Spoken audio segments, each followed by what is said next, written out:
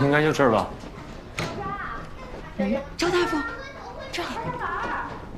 有什么委屈跟阿姨说啊。你得开门，你给我开门啊你！佳佳，快开门啊！周医生。 喂，经理。开门啊！妈，你别管！林哥，我找把路道。佳佳，给我。哎，不行，不能去！别抢，别抢！儿小孩算谁的？多少钱吧？我赔行不行？你好啊，小林。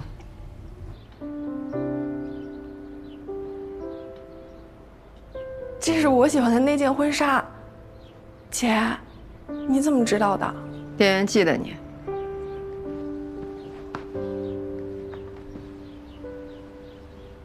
可是，爸爸说这件不好看。他穿还是你穿？他结婚他说了算，这不你的婚礼吗？当然得穿你喜欢的衣服。这逻辑还很难懂。姐，谢谢。份子钱我就不随了啊。嗯。这房间是乔春生布置的吧？你怎么知道？是他的审美。一会儿仪式在草坪，你可来啊，姐！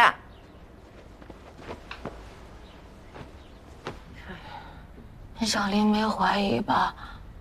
小林那都处理好了，你别担心。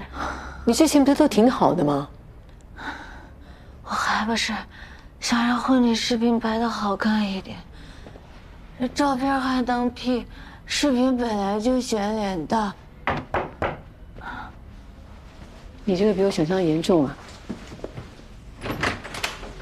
哎，你什么情况？你婚礼都快开始了，这还没完事呢，你看，还没完事儿。哟，你这是打肉毒打的吗？啊？你眼睛怎么了？可能有点哭多了，有点睁不开。你呼吸困难啊？身上有劲儿吗？佳佳，你在那个美容院打的针比格木便宜多少？便宜1半。那针剂的外包装什么颜色？你还记得吗？好像是粉毒。我给你叫救护车。赶紧吧。有必要叫救护车吗？佳佳，你的肉毒是走私的，你超过合法标准了。你现在肉毒素中毒了，你知道吗？你这种情况得赶紧上医院，需要急救的。不行，我不能去医院。你们不是医生吗？还有很多的办法，我不能让小林看见我这样。小林最烦的就是这种脸，他总得意地说，我撒出的钱都没有我老婆娘胎里的好看。哎，小林，我刚上楼看见了，不就一大胖小子吗？这大街上一抓一大把，你还愁嫁不了他呀？你的命重要还是他重要？看你这婚不结也罢，好了吗？还有5分钟。来，走。周医生，我求求你，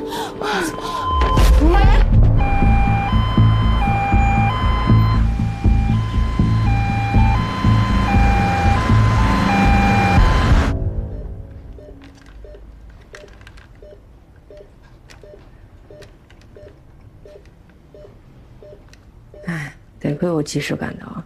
你们格木的诊断水平真是有待提高。你不过是嘴巴比我脑袋快2秒，有什么好得意的？嘴硬倒是你的强项。快点！佳旭，佳旭你怎么了？佳旭，先不要靠近，先不要靠近。他怎么了？打假针了。打假针？肉毒素中毒，再晚一点就没命了。肉毒素？往哪儿打呀？擦脸上呀，打后脑勺也没人看。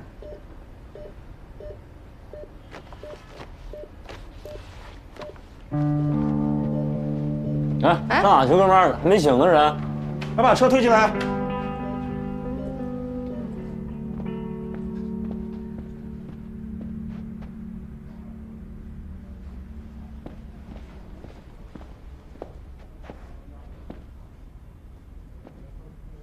你不跟去看看？你到底是谁呀？我替童家旭打过针，我是整形医生。整形医生。就是你们这种人，给他们天天洗脑，让好好的女孩都鬼迷心窍了。嘉许以前多好，又清纯又自然，我喜欢的就是她以前的样子。你说是多久以前啊？你该不会不知道她的眼睛鼻子都整过吧？我们上大学就在一起了，她以前什么样我比你清楚。你到底是嫌弃她整形，还是怕你朋友知道你会挂不住面子啊？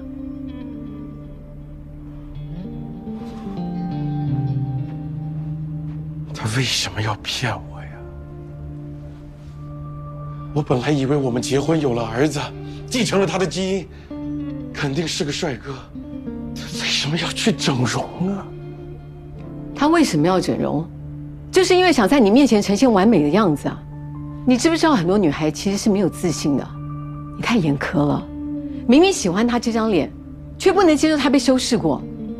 你知不知道她为了这场婚礼差点连命都没了？你去在这边去想她为什么骗你？你有没有关心她？她会不会醒过来呢？小林，你醒了？你刚刚粉毒中毒了，你妈妈马上过来了，放心吧。那我婚礼呢？别想婚礼了，等你身体里的粉毒清完之后再说吧。那我老公呢？童佳现在已经醒过来了，他妈妈现在跟他在医院。这个婚你结不结？自己考虑清楚吧。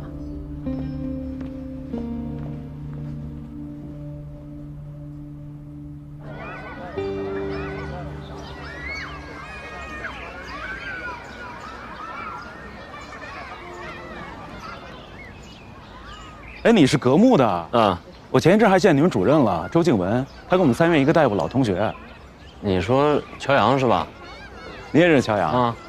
来了。他跟我来的。跟你？那你们俩是？哦。哎，我爸呢？爸，您跟琪琪后场呢，紧张的一脑袋汗。爸，尊敬的各位来宾。女士们、先生们，大家好！你们俩，新人婚礼马上开始，请大家抓紧时间到舞台两侧落座。咱们先坐吧，啊，不要，来，你走过去坐。啊，我吃点东西。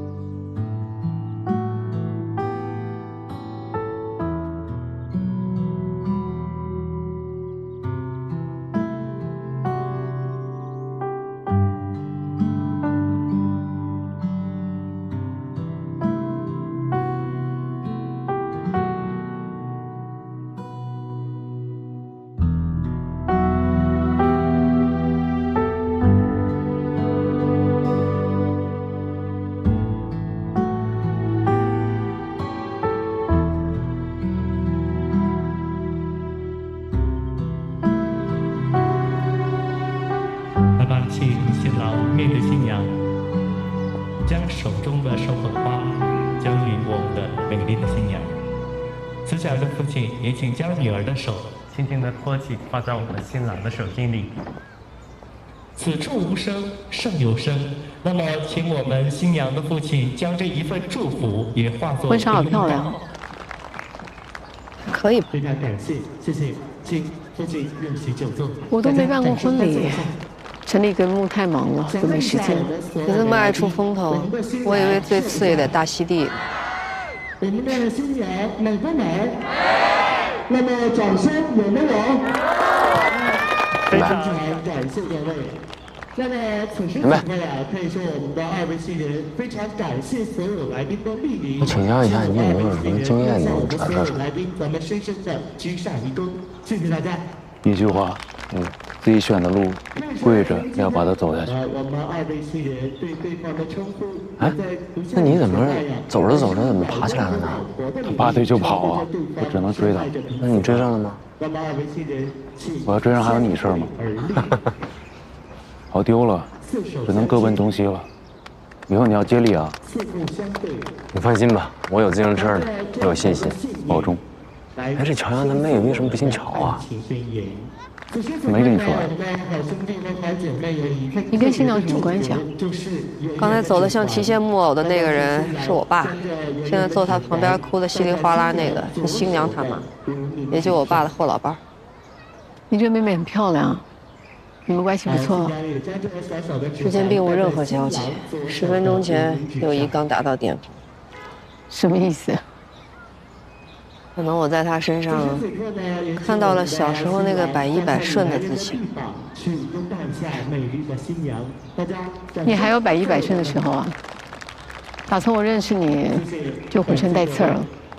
今天我们请来的都是2位新人的至亲和挚友，同时呢还有早上给你提过的事儿，考虑考虑。什么事儿？来个目，条件随便你开。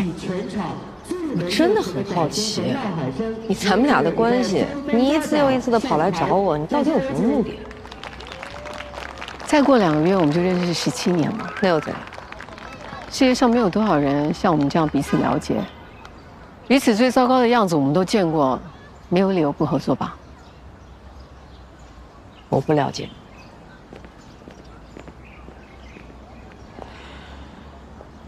我这肚子还饿着呢，就走了，你饭也不吃一口呢？我不饿啊。你怎么了？心情不好啊？你想吃什么？我请你。你请客，吃什么都行啊。那就日料，怎么样？小杨，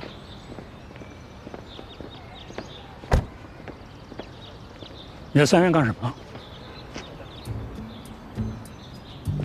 他应该都跟你说过了吧？你得感谢人家，到现在还这么关心你。你说你当初非要选那么一个专业，我不同意。你怎么说的？你说你就喜欢，要干一辈子。我是辞职，又不是转行。你是做什么都半途而废，结个婚，离了，自己挑的工作辞了。你说人活在世上是不是得有那么一点责任心呢？你既然选择做医生，就应该在3院好好的干下去。人一辈子又不是只有一种活法，我得先对我自己负责吧。你那是自私。我自私？王琦结婚，你给他选衣服，你这算什么呀？我选的衣服怎么了？不挺好吗？挺好。再说了，没有婚纱就不结婚了。我们那时候还穿军装呢。是。他今天穿的婚纱你看见了吧？好看吗？我买的。搞些形式主义的东西，我看你啊，跟你妈一模一样，就喜欢那些虚荣的。乔春生，你是个好医生，但你从来都不是最好的医生。你知道为什么吗？因为有些简单的事情，你一辈子都不会懂。你怎么说话呢？你不是，别动手，没事，没事啊！不是你，小杨，你放开他，你放开他！你不想打我吗？到时候别冲动，咱们好好商量。我去找厉主任道过歉了。你有病吧？你们都有病吧？你别看你走的时候他态度那么坚决，其实肠子都悔青了。你跟我保证过了，只要你回去就不让你干毛发了。我跟你说，他就这个样，一辈子都这样，遇事就躲。回头再跟他说。哎，没有用啊，有什么用啊？交给我说，没事，回头我劝劝他啊，我一定把他劝。你不用劝，我知道，他一直就这样。叔叔，你谁呀？我同事。可能也没那么简单。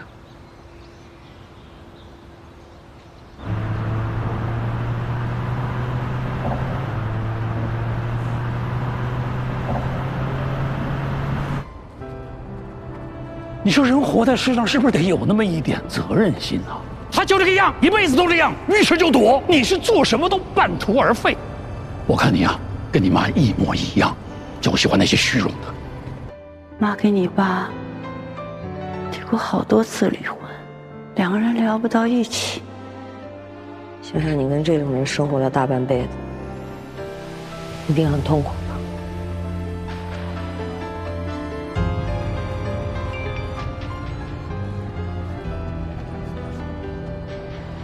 开旭的婚礼取消了。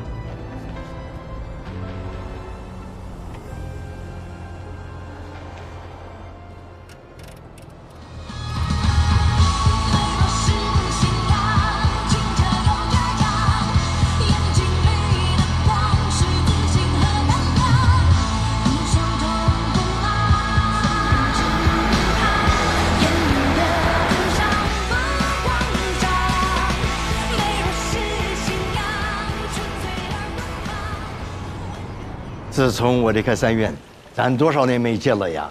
看看你，一点没变，还这么年轻。保持年轻不是干咱们这一行基本的职业操守。我前年还去过一趟格木，装修不错，可惜你已经走了。周静文找你了吧？凭我俩共事这么多年，我可以负责的说一句，格木绝对不适合你。你对老东家评价貌似不高啊。你可能不太了解周静文。对，我对他确实不太了解。但我就说一点哈，当年他来三院挖我的时候，说的是只要我来，医院我说了算。结果呢？真要如此，我今天也就不会坐在这里了。格木什么都好，就是不纯粹，人际关系太复杂了。我加入了一家新的医院，郊外，是深圳来的投资人，非常有理想，雄心勃勃，准备大干一场。现在正招兵买马，郊外最缺的就是你我这样的好医生。你这么瞧得起我？投资人听我说起你好多次了，特别想认识你。你要来了，咱俩一样，都是合伙人。小杨，你想好了随时过来啊！你有任何想谈的薪资啊、条件啊，我24小时奉陪啊！备注那些人都特别重要，你跟人客气点。啊，行，办完了告诉我啊。你把下个礼拜预约好的那个课表给我看一下，啊，找着人了？找着了，你认识的乔阳。哟，乔大夫要是能来，那可真是大新闻。我还一个大新闻让你看看，深圳资本杜俊新医院。意料之中啊。你知道昨天他们跟谁吃的饭？乔阳。哎，他们以前是同事，约吃饭很正常。行，你有信心就行。我都已经劝过老唐了，这现在院长的位置一直空着，搞合并确实太仓促了。当务之急，咱们就应该先把院长定下来。你有时间吗？上我屋里聊2块钱。没时间，约了客人呢。周主任，李总，等你啊。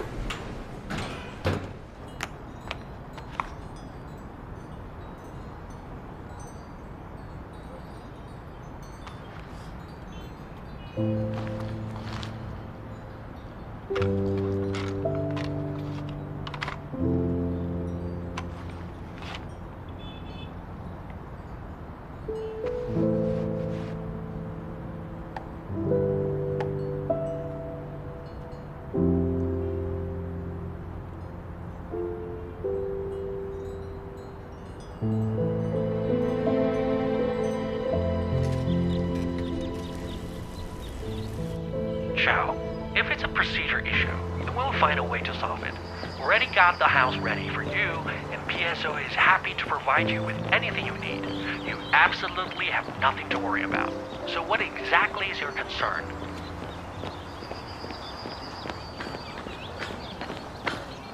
Ah.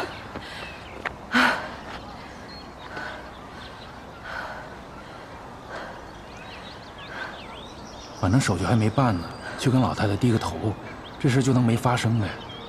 你生气归生气，也得考虑爸的身体。你要是就这样走了，他真得气死我。你知道格木为什么最早能够成为拥有4级牌照的民营医院？那是因为我们的硬件早就好过很多医院了。你要是来格木，手术少得了你吗？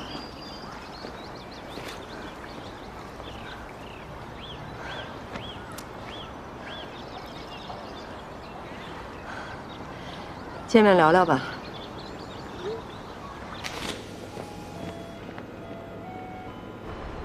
哎，小杨，我到了，你在哪儿呢？哪边呢？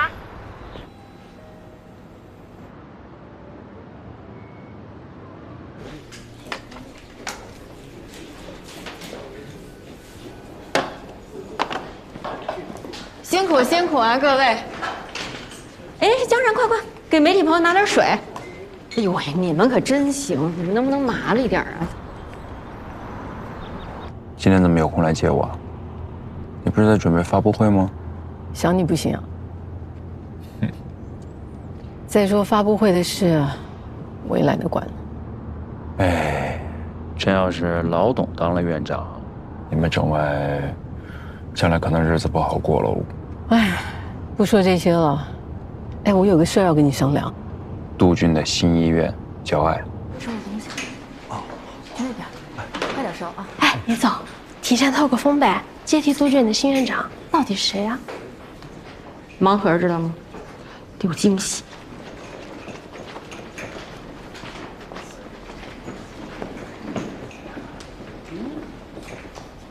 回头跟你说啊。哦。请您去查一下怎么回事啊？啊。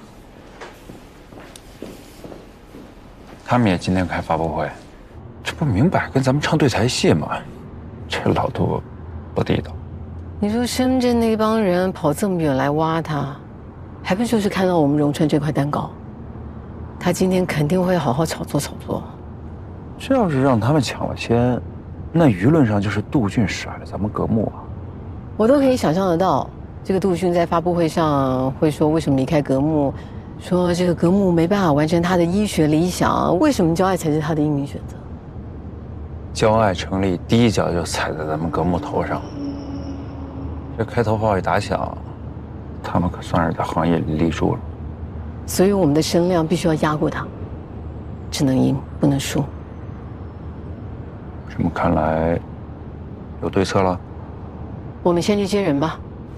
我这几天彻底没睡好，我想来想去，还是决定不去美国。真的？太好了！你早这么讲多好啊！我都没敢跟你说，爸给老太太打电话了，俩人约出来单聊。瞎聊什么呀？我没说要回3月呀。那你约我还来这儿干嘛呀？离职手续，帮我办得了。我想回去见老太太，怪尴尬。不是这，我今儿还有急事儿，该说了啊。哎，这么大的事你得想好了呀。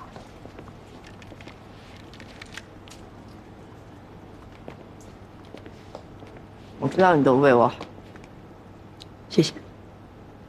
你是个好医生，也是个好人。好人一生平安哟，记得帮我买单。小杨，你再想想啊。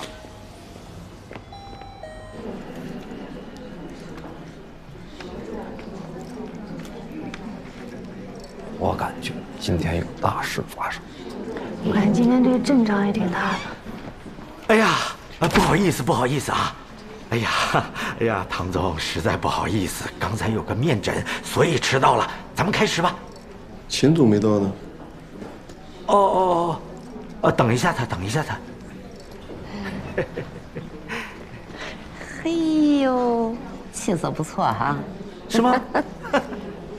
是不是等会儿该宣布面长的事儿？哎呀，没有的事情啊，不要乱说。哎，我这消息是不是闭塞了？前2天不天天吵吵这科室合并吗？院长跟科室合并有关系吗？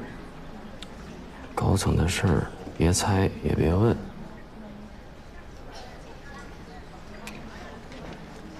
董院，哎呀，这真是，那您答应了，一会儿那是不是就上去坐着去了？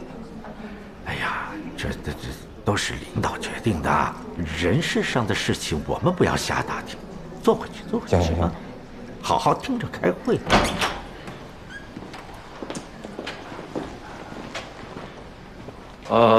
各位不好意思让大家久等了哈，我隆重介绍一下这位乔阳，乔医生。是上次做江龙手术的乔医生。哎呀，乔怎么来了？可不是嘛。哇，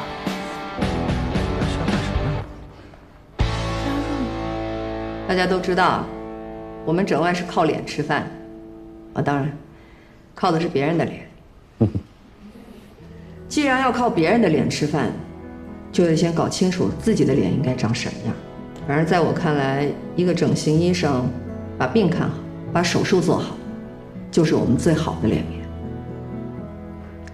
周主任跟我说，格木有最高的工资，最强的硬件，最难的手术，所以我来。我不是在做梦吧？我居然跟我的偶像成同事了。那我咬你一口，看看是不是做梦。场面话我也不多说了，咱们日后就手术台上见吧。没了。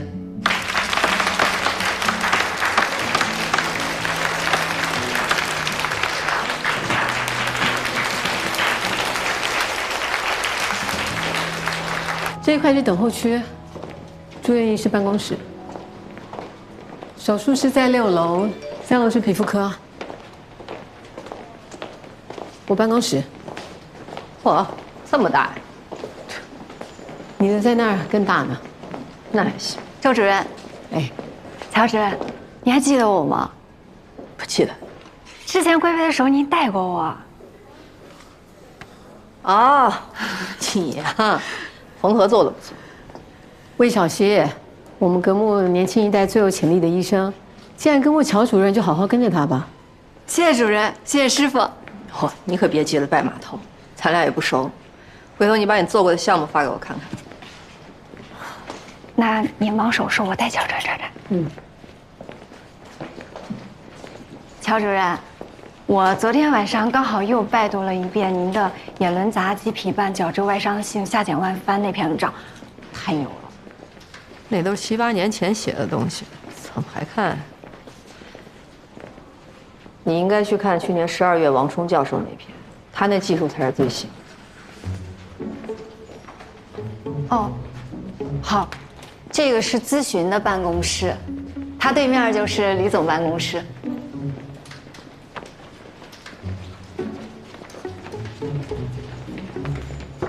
李总，哎呦，盼星星盼月亮，可把您给盼来了。李启，李总，我们公司的副总经理，主管运营和咨询。见过，欢迎，热烈欢迎。我就是一跑腿的，以后有什么大事小情啊，尽管吩咐。那咱上岗吧，今天就上班。您不得造个型啊？摄影棚都准备好了，走走走。这么有仪式感。哎，孟主任、董主任，来来来，我给你介绍一下，这是皮肤老大，这位是你们整外脂肪老大。这2位在咱格木啊，那可是晴天白玉柱，架海紫金梁。嚯，再加上您跟周主任，格木4大天王齐了，还8大金刚呢。我们李总这口才，要是不去说书的，白瞎了这材料了。你好，孟春辉，小杨，久仰大名，你的手术我们都看了，牛。幸会幸会，皮肤科董劲松。啊，不好意思啊，我楼上还有客人。改日啊，改日我向乔主任亲自请教。西边那个屋是我的啊，闲了闷了，上我那儿去坐坐，还可以进行学术交流。李总，哎，王谦，来介绍一下，王谦以后就是你助手，可劲儿使唤。乔主任好，社交媒体账号都给您建好了，平时会拍一些您工作时候的 vlog。哎呦，这也太浮夸了吧！爱马仕级美匠人，突出您的行业位置。啊，颌面美学大师，讲究的是审美理念。咱们这专业啊，对普通求美者而言，还是门槛有点高，专业术语人家未必真的能懂。哎，这就是简单通俗的一个宣传页面，您要不喜欢没事，这都能调，挺好啊。我们做了几个包装，您可以看一下。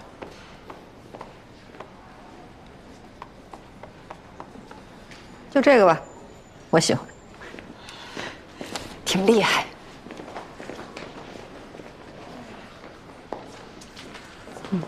挺有追求的。再来一个这个，侧面来一个。好，可以了。啊，这高跟鞋可真是给女人发明的鞋。小心真。哎，好嘞好嘞，谢谢。太出片了，嚯！还真是挺人模狗样的哈。哎，回头给我邮箱也发一份。真的呀？之前还担心您专注在专业上未必喜欢这些呢。怎么可能呢？没有一颗爱臭美的心，怎么当得好整形医生？行，可以。哟，之前在3月的时候只拍过证件照，还第一次拍这么时髦的照片呢。3月和我们还是不一样。之前啊，您什么客人都得应付着，在我们这儿有咨询团队提前替您把关，其他事儿都不用操心，专心做手术就行。来，都给您安排好了。主任，不用了，您费心了。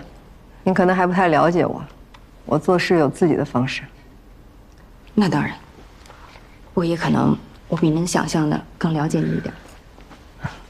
我们还有几套衣服吧？7套，来吧。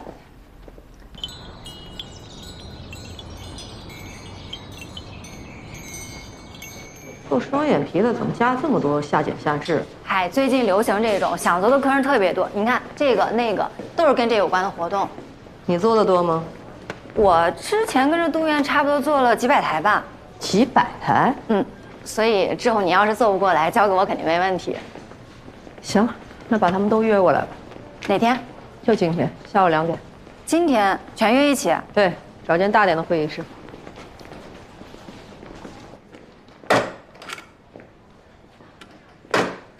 这么巧啊，老熟人儿，帮个忙吧，正好。干嘛？打印啊。打多少分？26分。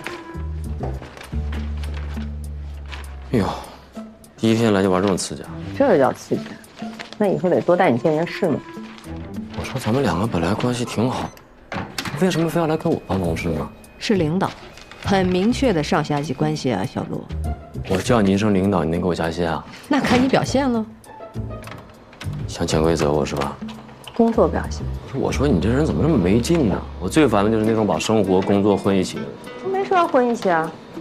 下班以后我打电话约你啊，要别拉黑我。这么多医院，你为什么非要来格物呢？你是奔我来的吧？骗子你啊！各位下午好，我是乔阳，乔医生。你们预约的下睑下至手术就是由我负责。大家看见了啊？这个上面呢是你们的眼睛，当然，这是手术失败之前的眼睛。这我们呢，手术效果不都是医生的水平决定的吗？再说我们跟咨询都沟通过了，这就是开眼呀，小手术啊。哎，您还说对了，今天叫大家过来呢，就是给大家开开眼的。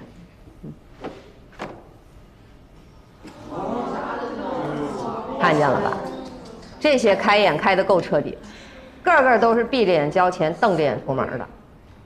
估计各位呢，在别的医院已经也了解过了，这个下睑下至手术了，就是通过眼尾下移来打造一种无辜的温柔感，把各位变成狗狗眼、小鹿眼。但我要告诉大家一个事实，除了病理性之外呢，只有我们的眼睛外眦点和内眦点的连线角度超过15度，也就是通常所说的吊眼。这类情况做这个手术，改善的气质才会比较大，否则术后效果不仅不明显，术后呢还有可能出现下睑退缩、眼睑闭合不全、结膜外翻等等的后遗症。来，魏小溪，王先。现在给你们发的这份资料上呢，有关于这个手术更为全面和详尽的介绍，看不懂呢可以问我们这2位大夫。这份资料是免费的，大家且看且珍惜。你先珍惜我们的时间吧，大家都挺忙的，就让你叫来说这些有的没的，说能做的也是你们，不能做的也是你们，把我们当什么了？当猴耍呀？是，这有风险的手术啊，我可以做，但你们确定吗？李总，这是我。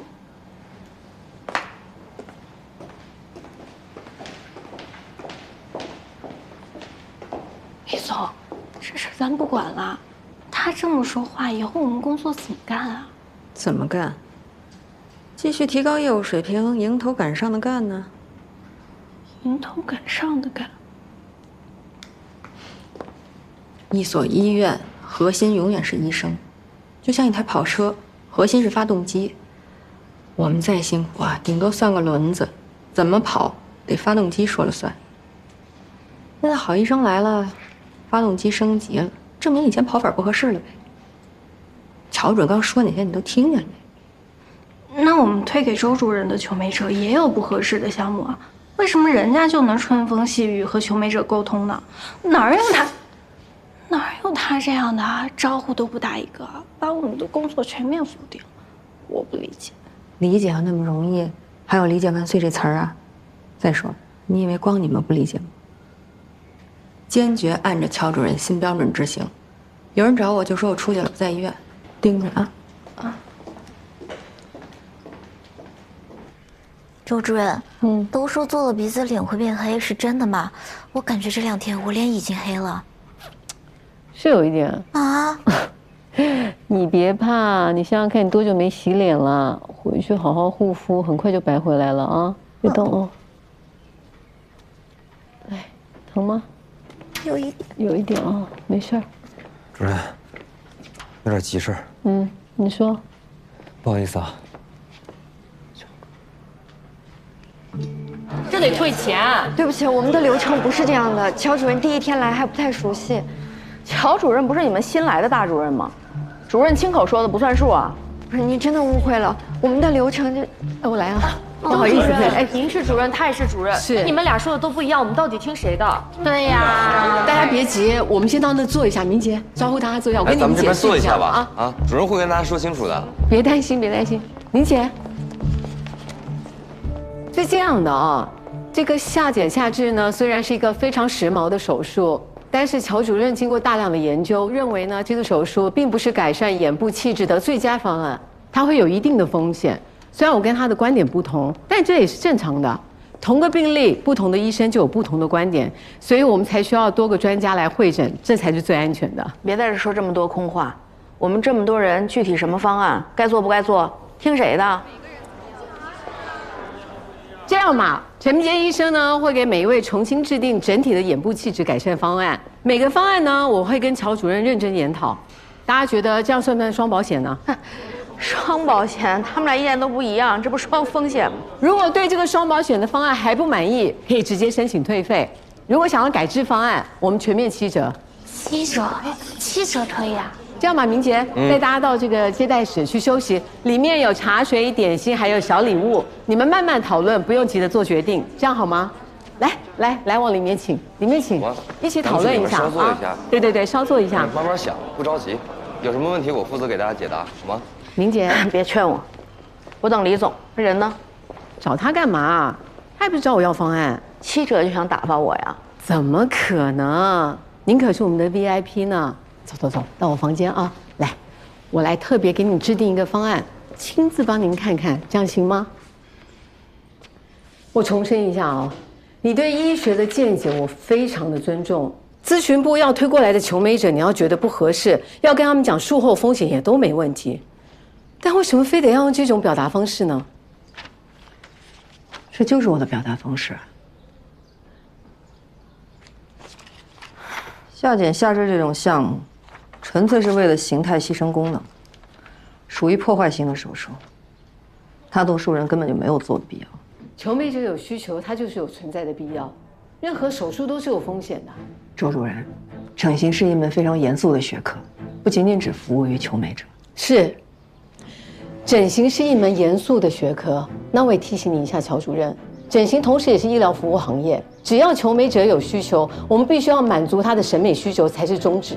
那这种审美需求是自发的还是灌输的呢？在我这里，从来都没有想不想，只有该不该做。你说那几千年前的美女、西施或者貂蝉什么的，他们会觉得自己需要一个下睑下至的手术吗？只有现代人才会。一是因为营销，二是因为宣传，是这二者创造了所谓的审美需求，不是吗？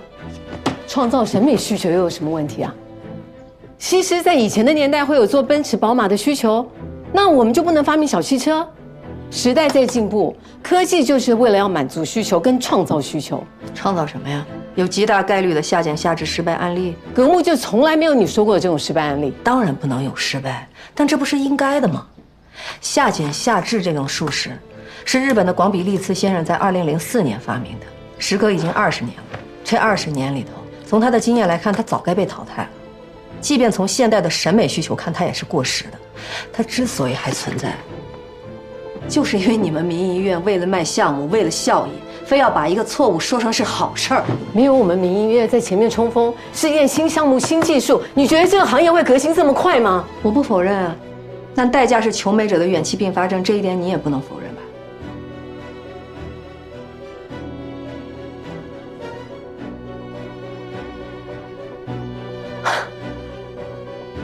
第一天就闹成这样，还挺可笑的。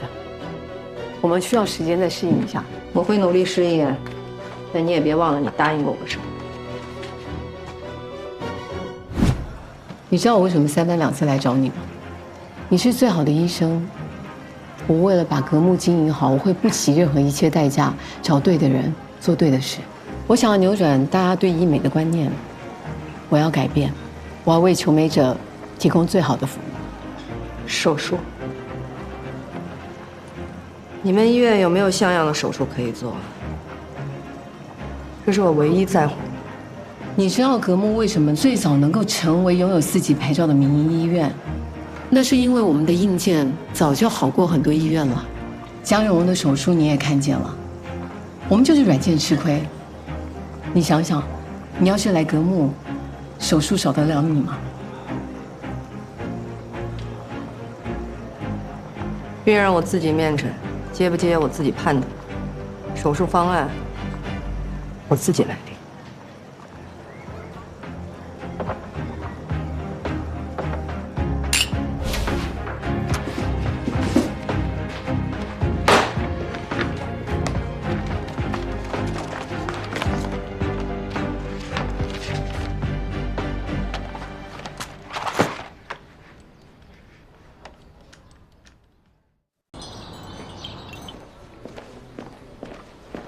主任早。早。今天有安排吗？暂时没有。啊？格木周一没有例会了吗？没有，每个月只有1号有一次，不过时间很短，也就20分钟。周主任说了，大家应该把更多的时间都用在业务上。哈。周主任。哎。李总。这么大阵仗，查岗啊？没呀，想说头次交接，我们3个得碰一下。只能说乔主任您魅力太大了。多少求美者啊，点名挂您的号。按您标准，我们已经筛下去很多了，这还有这么多，一下排这么多手术，铁人也受不了啊。要不您排序，那些不太重要的，我们就劝劝他们往后放。不用，都能做。看吧，就跟你说，别给他看见，一看见手痒就停不住了。王谦，哎，这3个优先安排啊。好嘞。你等会儿，再加俩。哎。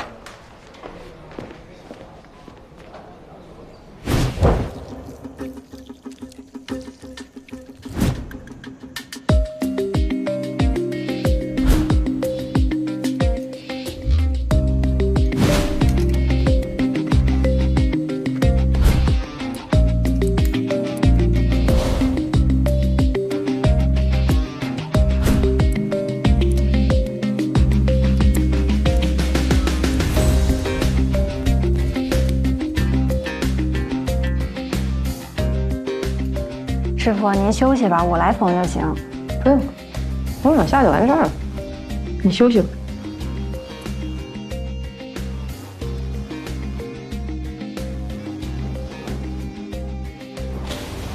下台手术几点啊？40分钟后。这么久啊？那以后你跟护士长说一声，我中间休息不用那么久。好。你休息去吧，我自己溜溜。好。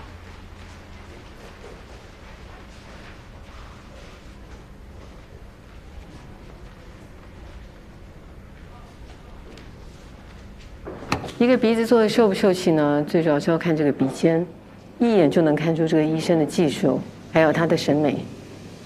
你想要做的漂亮，就得要反复练习。像这种斜切面啊，就这么一刀下去。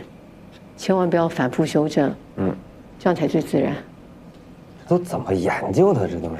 这就是木雕的手法。我们做鼻子其实跟这些匠人的工艺技术没什么区别的。漂亮，你这刀工不错啊，回头教教我呗。行啊，叫我一声师傅我就教你啊。等我学会了，我再给你改进改进。谁喊谁师傅还不一定。我下手时找你啊。哎，哎。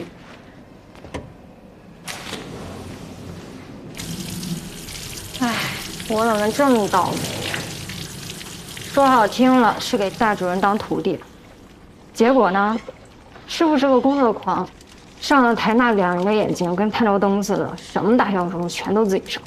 我之前跟着杜院的时候吧，他看不上的小手术我还有机会当主刀，我现在也就消消毒，缝线都用不上我。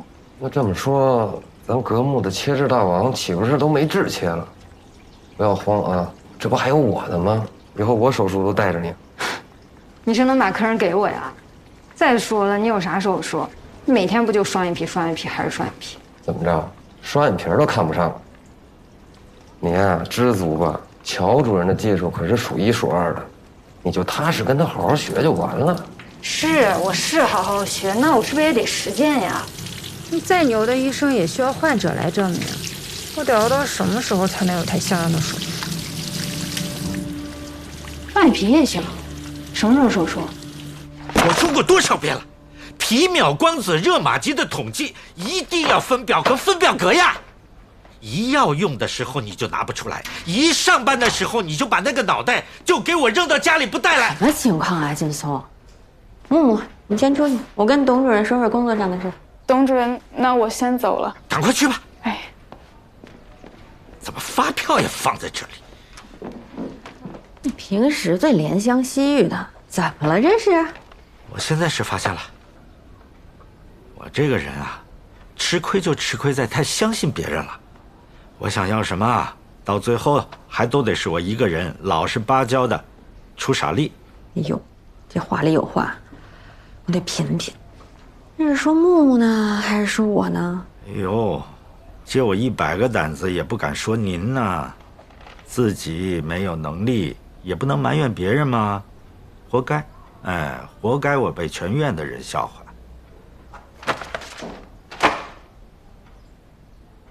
你也太沉不住气了。之前我答应你，在老唐还有秦总那儿安排运作的时候，那不是还没有乔阳要加盟这么大人事变动吗？所有事儿都能变，唯独我答应你的事儿不能变。世界上有这样的道理吗？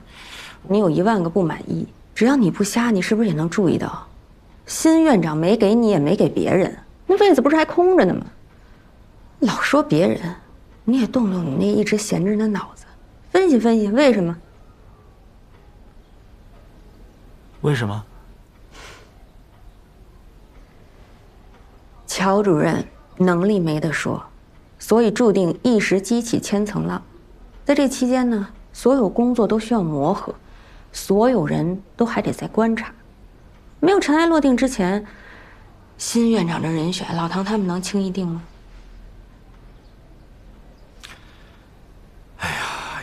原来有个周，现在又来个乔，我还有机会吗？怎么说呢？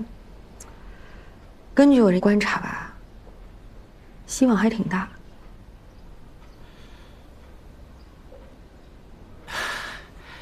李总，你是这么看的啊？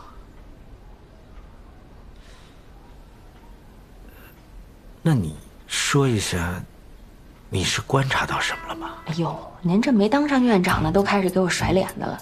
这要真当上了，还不定怎么欺负。不是，哎呀，李总，哎呀，错了，我错了，敬爱的李总，好吧，我深刻认识到我的错了。我这个人嘛，就是不懂事嘛。你要批评我的，我得在你的批评中成长嘛，是不是？不是批评，是骂，狠狠的骂。你也是个男人，绝对能屈能伸。你坐下，我给你泡杯茶，你继续骂。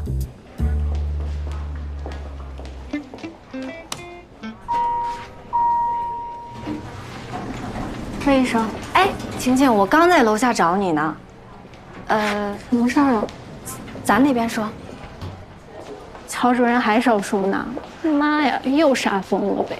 来，怎么了？晴晴，你得帮帮我，你看有没有什么手术能给我安排的？你怎么安排我就怎么做。你帮帮我。下半年奶茶我全包了。倒是有那么一个。行，你给我。但那女的是个奇葩，问题多，贼能看家。没事儿，你千万别去，你就给我。要是你同意，还真挺合适的。那多好，你就给我。但我这样给你推合适吗？乔主任未必同意。没事儿，我跟乔主任说一声，他不会不答应的。好，睁眼。好，来，你看看镜子。这种是小扇形，我建议这2种是比较适合你的，而且埋线不适合你，效果不会很好。我建议你做全切，你不用担心它恢复的慢，这种就是一个很小的微创。不好意思，我想问一下，你是哪一年的？魏医生看着年轻，经验可是不少呢，是我们乔主任的大徒弟。乔阳医生您听说过吧？国内颅颌面整形领域的大专家。前段时间方婷那个手术听说过吧？主刀的就是我们乔主任。放心吧，亲爱的，不靠谱的医生绝对不会推荐给你。全切双眼皮手术我做了不下300台了。亲爱的，决定了吗？就你说这个价格，魏医生绝对是性价比最高的了。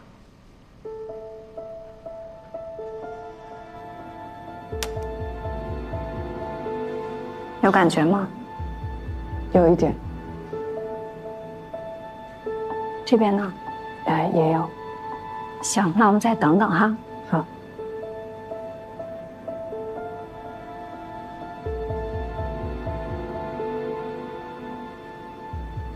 别紧张，很快就结束。现在有感觉吗？没有。试下这边。有吗？也没了。行，那我们就开始手术了。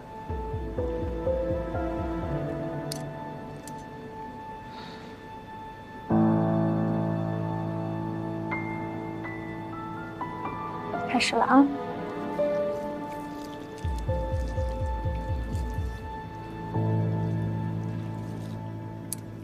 啊，看一下全取了。这好歹也是我身上掉下来的肉啊！等等就帮你缝线了，会用缝针皮瓣，等到愈合之后都看不出来了。你们这些名儿起的可真够唬人的啊！你老婆上礼拜才来，怎么不跟着一块来啊？哎，这不忙嘛，我都快连续加了1个月的班了都。那你们医院最好提前做准备啊，马上就要年终审核了就。哎，往年不是年底才审核吗？情况不同啊，现在整个行业发展的比较好，为了加强管理，会提前审核4级手术牌照，所有医院都一样。哎，具体位置发给您了，有空去尝尝啊。那不打扰了，谢谢。哎呀，说要退休去日本，明明都还在挂单呢。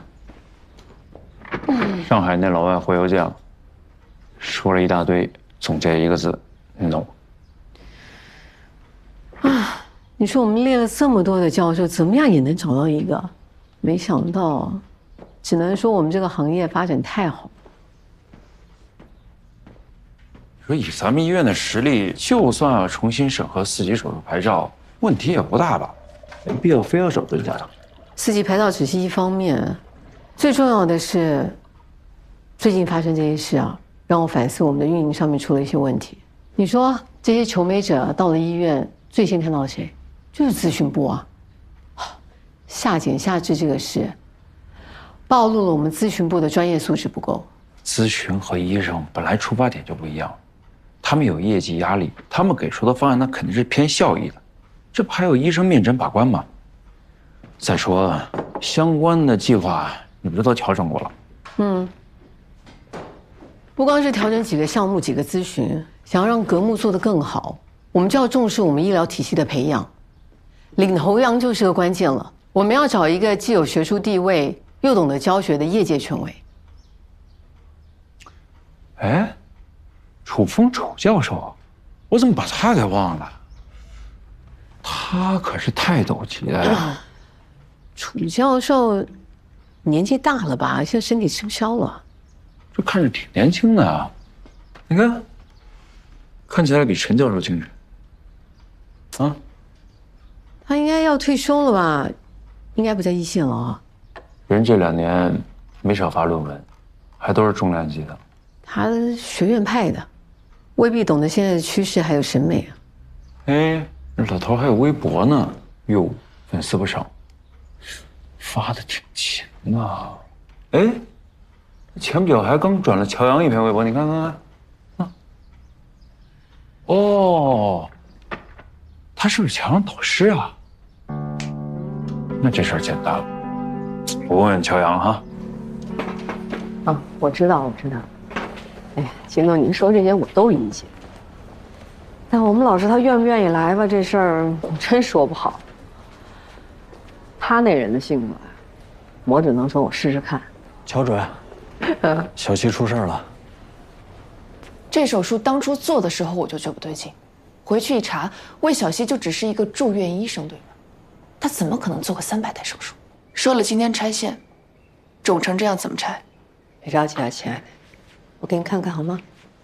哎，往上看，只能抬到这儿了吗？还能往上？好，往下看。闭上眼睛，我看看。没问题，亲爱的，我这是正常的术后反应，不是手术质量问题。您看，跟我说的一样，还在狡辩。我有朋友做过这个手术，他们几天就没事了。我呢，都多少天了？每个人体质不同，所以消肿的时间也会不同。就像是正常吃饭，那有的人对大米饭还过敏呢。啊，是。全切双眼皮手术我做了不下300台了。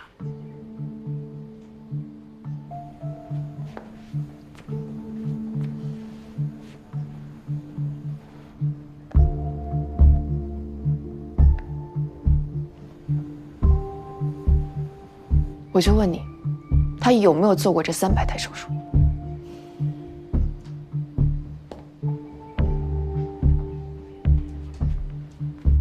尊敬的魏小溪女士，祝贺你，你也是有律师函的医生。你也知道，手术做的一点问题都没有，就是消肿消得慢。但你撒谎了。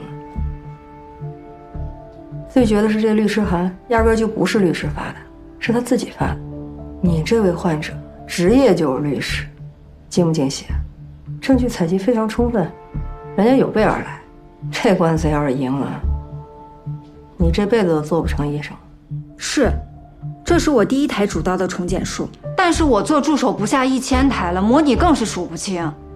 人生总有第一次，别人不给我机会，所以我自己争取了。你在3院不也自己争取手术机会吗？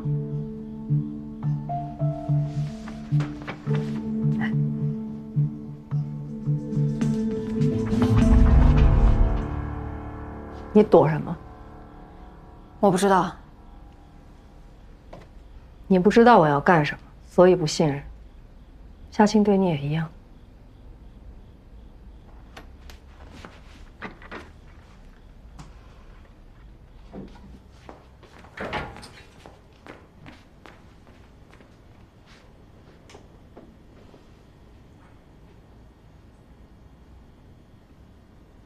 你就回答我一句话，是不是在校外给乔慧打过针？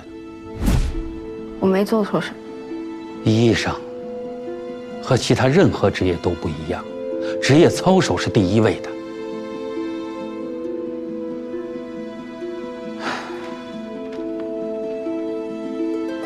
还是你自己申请退学吧。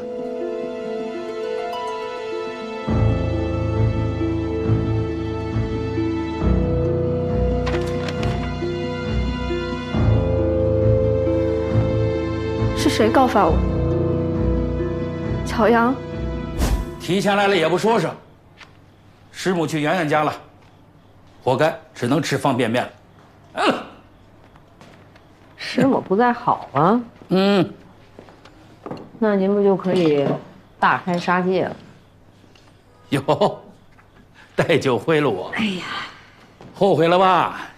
想让我帮你说情回3院？怎么可能呢？我敢让您干这么不体面的事儿吗？好歹也是您的高徒，我想去哪儿，那还不得别人追着我呀？带来酒准没好事儿，说。必须是好事儿。我就想让您给我松松土，陪我快点成长。什么意思？我现在不去了一家民营医院，叫格木，4级牌照，老板呢都是一帮同龄人，大家都是想干正事。我明白，我明白。我刚退休，在家清闲没2天，就想看看手机，上上网，喝喝酒，养养花，跟你们那帮年轻人不搭。得了呗，您那方便面配酒就搭了？搭呀，方便面就酒，越喝越有。您那每次就喝这么一小口，不就为了想保护好心脑血管，好有机会再上手术台吗？明白。回3院呢，那就是为了患者，为了医学。这要是去了格木，面子挂不住哟。你可别气我，我现在老喽，就剩下这身羽毛了。羽毛也得展翅高飞，才能发挥它最大价值。您有技术，有意识，还有带新人的耐心。您这身羽毛搁着不用，那不就是活标本了吗？这，狗嘴吐出象牙。哎呀，是那意思。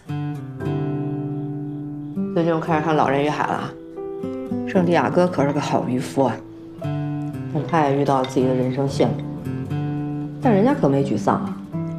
要我说，有人天生属于湖，有人天生属于海，您就天生属于海。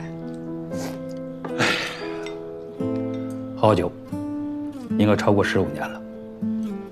哎，乔阳，前一段做的那个全切的手术啊，不是闹得沸沸扬扬，连我们这一帮干了一辈子的老家伙都在群里啊转发呀讨论呢。真的？我在圈里就给他们回了4个字：是我徒弟。又显摆了吧？哎呀，好久没有听到您当面夸奖，够我嘚瑟1礼拜了。其实啊，最近几10年医学都在迅猛的发展，就是你以前有再高的医术，原地踏步就是落后。我老了，是属于你们的天下了。您能别老说什么老不老的吗？真是的，我这也刚入坑，还在试用阶段呢。他们一说想请您，把我兴奋了，我立刻就自告奋勇说要来找您。我一想到还能跟您在一块儿工作，别提有多幸福了。格木这家医院还是有搞头的。最关键的是，您知道格木老板娘是谁吗？周静雯吧？您知道啊？我就说你一直在关注着吧。我一直在关注。静雯前一段不是做了一个被家暴者的修复术吗？好像跟你那个手术前后脚。我们这个老家伙的群里啊，也在讨论，在转发。那我可说实话啊，那手术是我们俩一块做的，我没挂名。你看看，我就知道，其实那个手术看起来简单，实则不然。一连串细密的缝活，哎，再加上3个小时，要完成那么多疤痕修复，真的不容易。老师敬你一杯，给你点个赞。谢谢老师。您来吧，您来了，我们才能飞得踏实，飞得更远。谢谢你对老师的信任啊。其实当时为了你们俩，我欠学院一个很大的人情。我好不容易把你们俩招到我的门下，结果没想到弄成这样。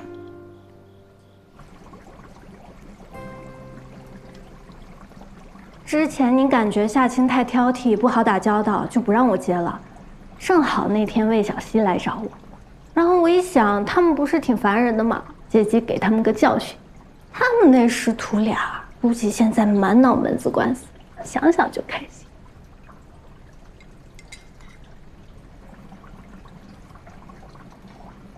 你看他们开心吗？扔下10句，他们就都抢。我们喂鱼呢，最重要的就是保证每一次不要让每一只都吃饱。如何保持平衡，对一个生态而言是最重要的学问。无论什么情况，我都不会傻的拿锤子去砸缸。缸破了对我有什么好处？你跟我几年了？5年了，我是跟着您来格木的。5年就这点长进？我错了，李总。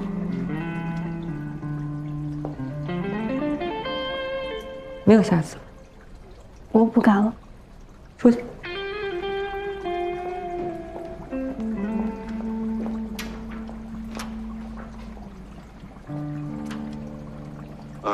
跟夏青那边谈了，对方呢拒绝庭外和解，一定要打官司。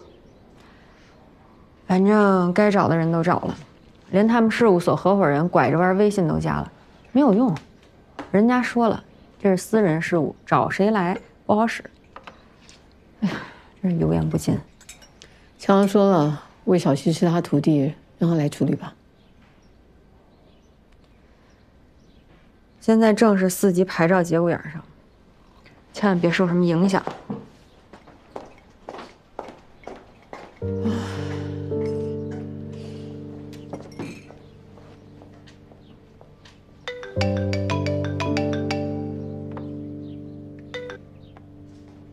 喂，你好，哪位？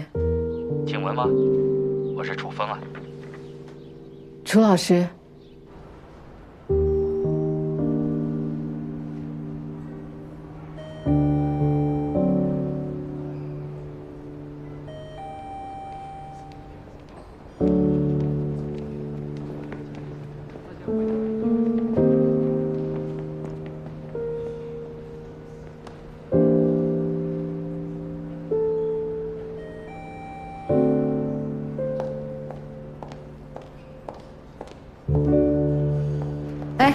夏女士，你不会是在跟踪我吧？你的律师函上有你们所名字，能聊两句吗？有什么好聊的？我说了，我拒绝庭外和解。夏女士，你要是拆线拆完，恢复期更慢。我看你也挺忙的，要是周末再去医院，我估计你伤口都长得差不多。万一要拆不干净，你还得2次手术。你是在威胁我吗？没有。你要是再纠缠我，我也可以告你。确实啊，你应该告的人是我啊。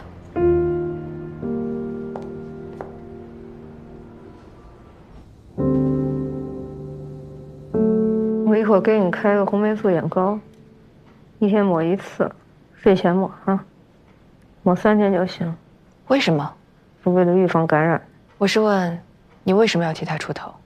我打听过了，你也是新来这个医院的，他不过是个小医生。为什么？我考核过，他的专业技术没问题，他独立操作我是放心的。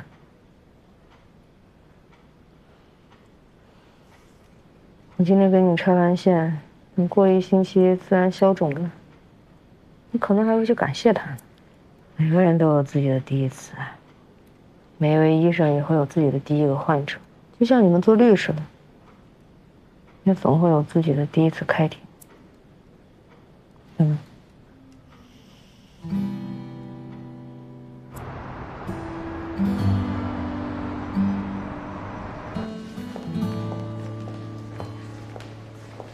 魏医生，不用送了啊，我后面也没事，我送送你。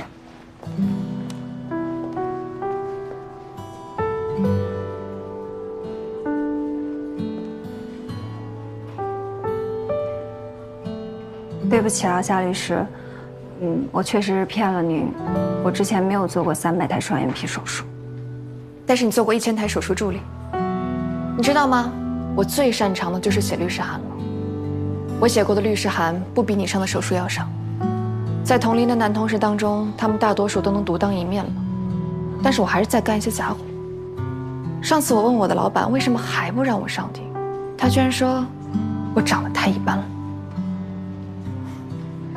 最可怕的是，我真的信了。我要是有你师傅这样的上司就好了。我能加您个微信吗？来，您可是我的第一个病人呢，说不定我也会成为您的第一个委托人呢。你确定吗？我专攻的可是刑法哟。走了，常联系。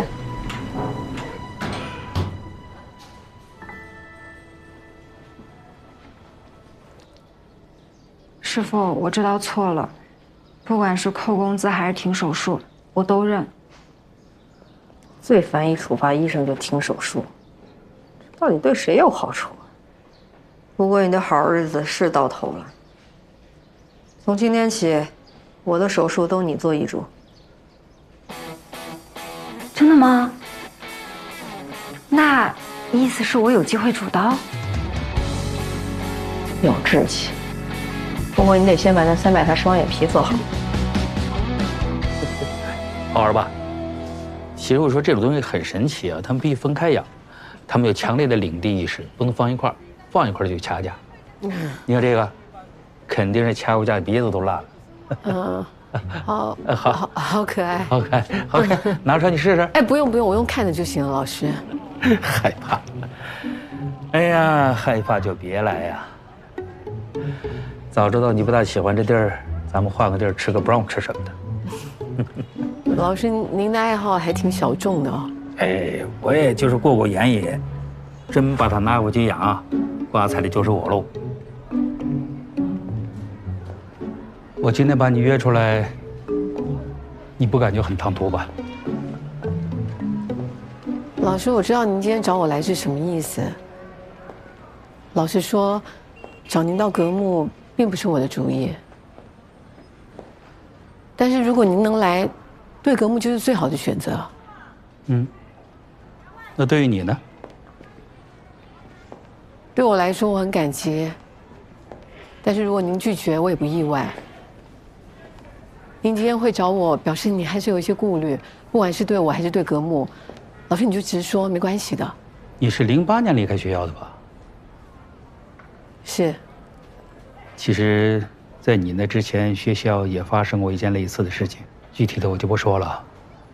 他跟你的选择不一样，放弃了医生改行了。其实人家现在干的也很好啊，我记得非常清楚。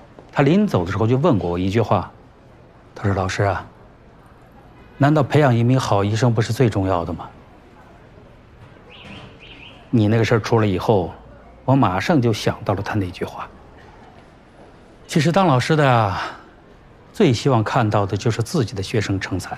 你看你啊，那件事出来之后，不但没气馁，还办起了自己的医院。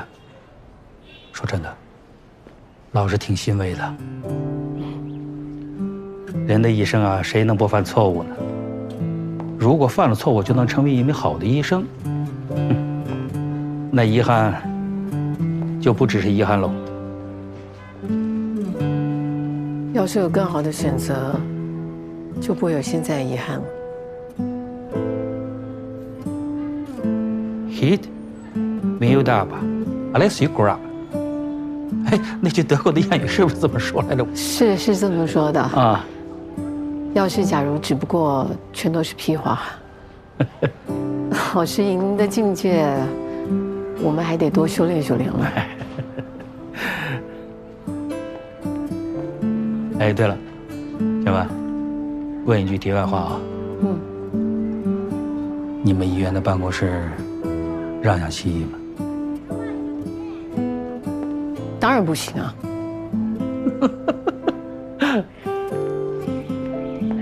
谢谢老师。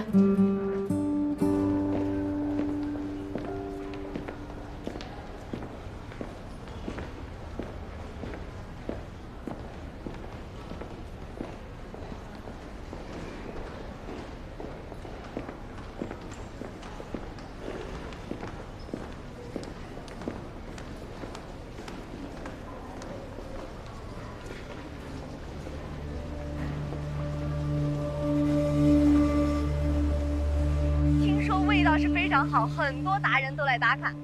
外卖小哥哥好帅。哎，小哥哥，我正在直播，能不能跟我直播间观众朋友们打个招呼呀？你是因为怕被人骚扰，才故意留这么丑的发型和胡子。你要整形了？对。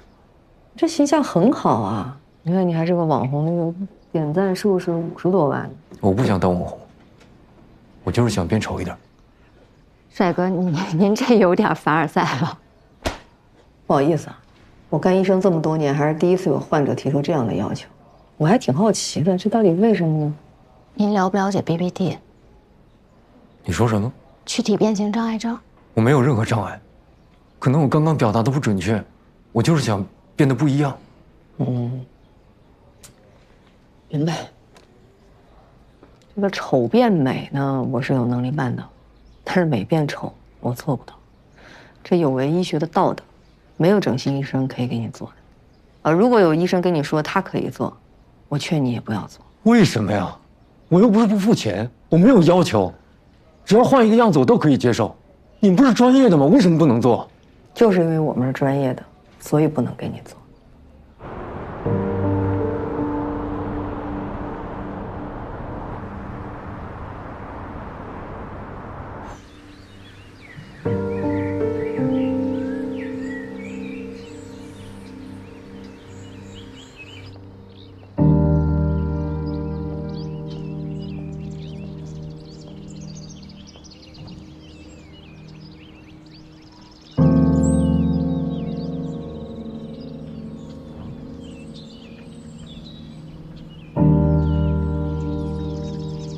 周静文，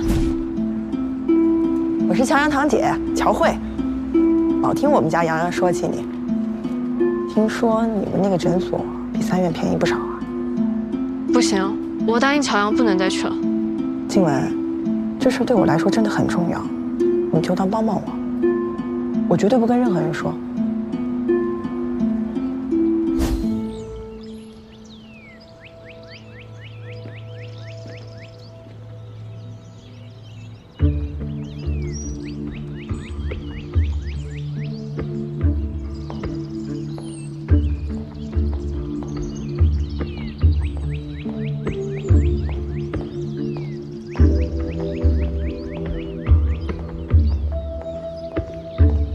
周医生，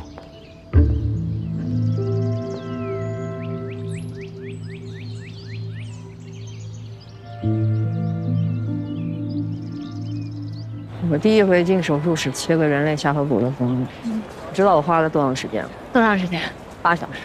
8个小时啊！我腿都抖。但你看现在呢，半小时就能搞定了，而且一点费动作都没有。那离体的下颌骨线条极其的平。你想口是看不见的，那么小，对吧？是啊，他练的就是手上这种功夫，练的是用。乔医生，我说怎么又是你啊？那你的情况不跟你说过了吗？啊？什么呀？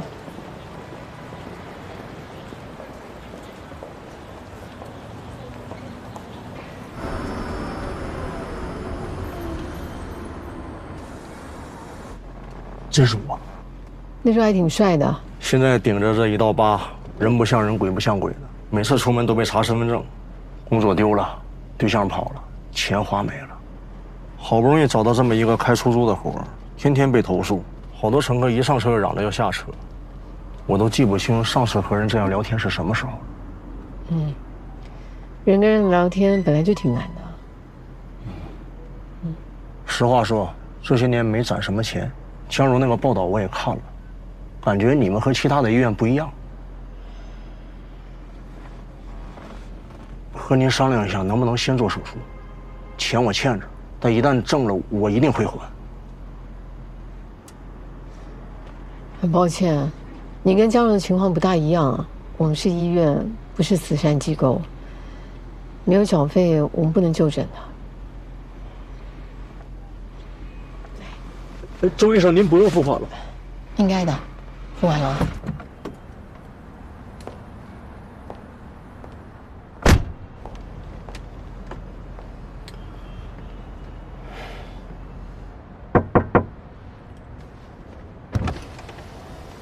我是要跟你说，你的运气很好。最近我们诊所出了一个新的机器，需要临床的对象，是不用费用的。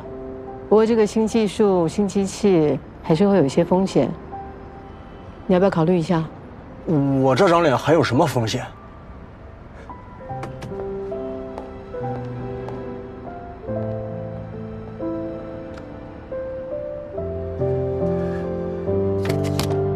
小心一点啊！放门口那儿，对，对准了，你得对好，摆整齐啊！还有1小时他们就到。哎，这糖怎么没了？还有水都没补上呢，你们别忘了这个事情。我现在去煮。摆整齐，知道吗？好好好。该补的补啊！啊，一会儿他们来了，我带他们先转一下医院。您就主做赵征的瘢痕修复，等转到手术室，正好您跟乔主任2台手术做到一半。行。新来的专家是楚教授，我之前在教科书上看过他照片，贼帅。30年前的照片，现在不就？那老头爱臭美啊，一会儿当面多夸他帅。那我是不是可以叫他师公？什么师公？叫帅哥，人家情商。那我叫什么呀？你别叫了，直接跪吧。真弄不懂，这赵征一看也不是什么好人。周主任还说什么新仪器实验给他打免费，哪有什么新仪器？你少说2句吧。我还没说完呢。还有这林强，这2台手术没1台好做，还都不挣钱。他们那么高收入，非要当烂好人，我们奖金找谁？你闭嘴吧，别背后说人家呀。你要真有意见啊，就整理整理写下来交给李总。你敢吗？我敢，你去。这都说起来，把牌子都说起来。哎，静雯，哎，楚老联系你了吗？没有啊。我现在找不着他。乔阳说去接他，乔阳也联系不到。赵任怎么会？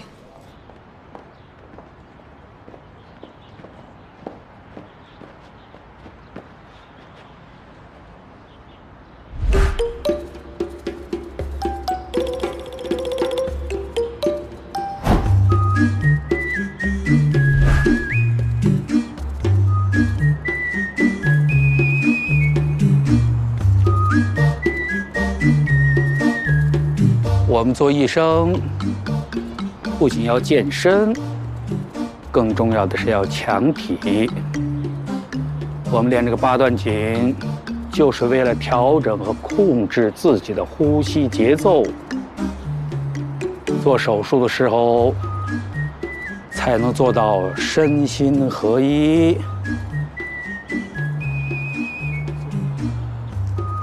手不抖，心不慌。李医生，还在吗？我已经睡着了，一会儿打完了记得叫醒我啊。要不你自己定个闹钟，我也快不行了。楚老师，欢迎您。你好，哎，大家好，大家好。他花的钱，他花的钱。您这边，这边。哎，好好。请。嘿，乔阳、周静雯，我俩谁漂亮？